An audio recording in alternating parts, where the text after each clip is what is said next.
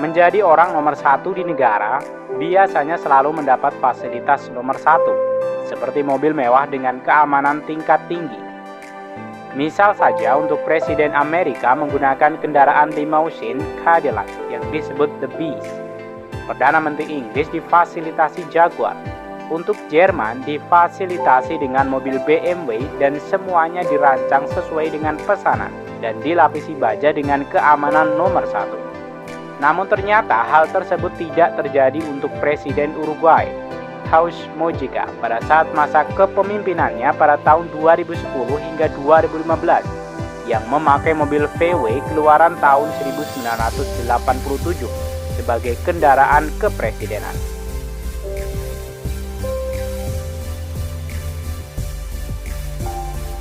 Dan pada saat itu seorang Syekh Arab tampaknya menganggap Jorge Mojica dari Uruguay sangat membutuhkan uang tunai, sehingga ia menawar $1 juta untuk mobil VW The Beetle keluaran tahun 1987 yang dikenal sebagai ikon Mojica. Dan Mojica mungkin akan menjualnya karena dia tidak memiliki komitmen terhadap mobil dan akan memberikan uang hasil penjualannya kepada para tunawisma untuk membantu membuat perumahan.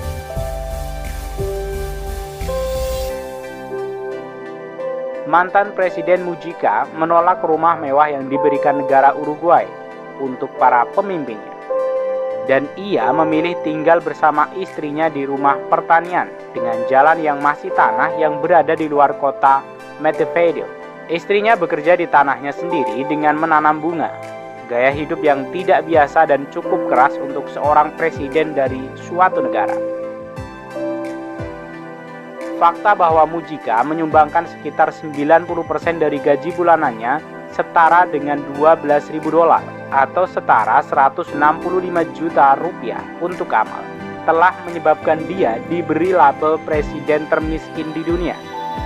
Ia mengatakan bahwa telah hidup seperti itu sepanjang hidupnya dan merasa baik-baik saja dengan apa yang dia miliki. Semua kekayaannya ketika tercatat saat mendaftar menjadi presiden terdiri dari mobil VW Beetle 1987 dengan kekayaannya hanya senilai $1.800 atau setara dengan 24 juta. Jorge Mojica terpilih pada tahun 2009. Mojica menghabiskan tahun 1960-an dan 1970-an sebagai bagian dari gerilyawan Tupamaros, seorang pejuang sayap kiri yang terinspirasi oleh revolusi Kuba. Dia ditembak 6 kali dan menghabiskan 14 tahun di penjara. Sebagian besar penahanannya dihabiskan dalam kondisi dan isolasi yang keras, sampai dia dibebaskan pada tahun 1985 saat Uruguay kembali ke demokrasi. Sebenarnya banyak yang bersimpati dengan Presiden Mojica karena bagaimana dia hidup, tapi hal ini juga tidak menghentikannya terhadap kritikan bagaimana dia menjalankan pemerintahan, di mana pihak oposisi Uruguay mengatakan bahwa kemakmuran ekonomi negara tersebut tidak menghasilkan layanan publik yang lebih baik dalam bidang kesehatan dan pendidikan sejak pemilihan Mojica di tahun 2009. Dan kini ia sudah pensiun dan telah memenuhi syarat untuk mendapatkan uang pensiun negara. Namun yang pasti tidak seperti beberapa mantan presiden lainnya, dia mungkin tidak akan merasakan penurunan pendapatan yang terlalu sulit untuk digunakan dalam hidupnya dalam masa pensiun.